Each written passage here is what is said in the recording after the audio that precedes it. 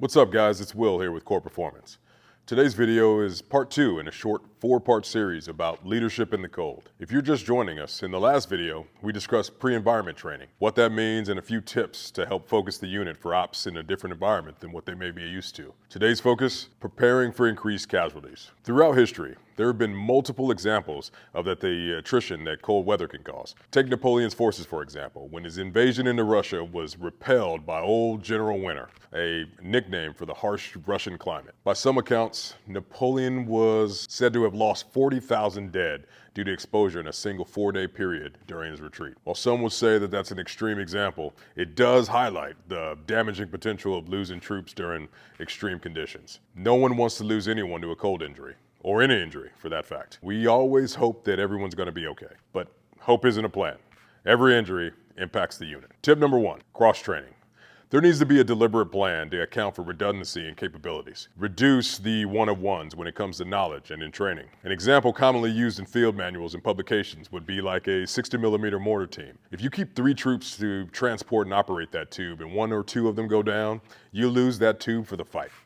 That could reduce overall available company firepower and affect the entire unit. Tip number 2, detailed CASEVAC, medevac, and training plans. Moving a casualty takes people, no two ways about it. Very rarely can transport make it to the point of injury, so depending on the injury or the total amount of casualties, it can take up to a squad or more to move them, which takes even more troops out of the fight. Not good. Realistic and detailed medevac, CASEVAC planning includes pre-planned collection points, alternate transportation options when available, and of course litters. Tip number 3, individual medical training is extremely important. Everyone needs to be trained in preventing and recognizing cold weather injuries. They have to have the ability to provide initial treatment. Tip number 4, inventory. Check and inspect medical gear and equipment. This probably seems like it's a no-brainer, but it's not.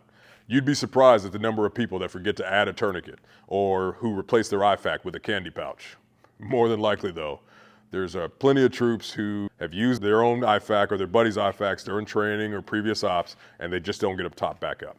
So the same thing goes for things like litters. When finally expected to be used, a common occurrence is like someone didn't pack it, the dude that's supposed to carry it didn't, the litter is damaged, etc., etc.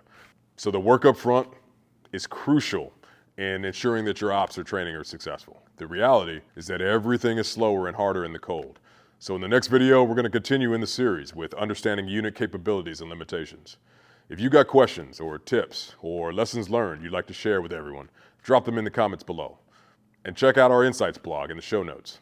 Don't forget to like, subscribe, and smash that notification button. Until next time, stay frosty.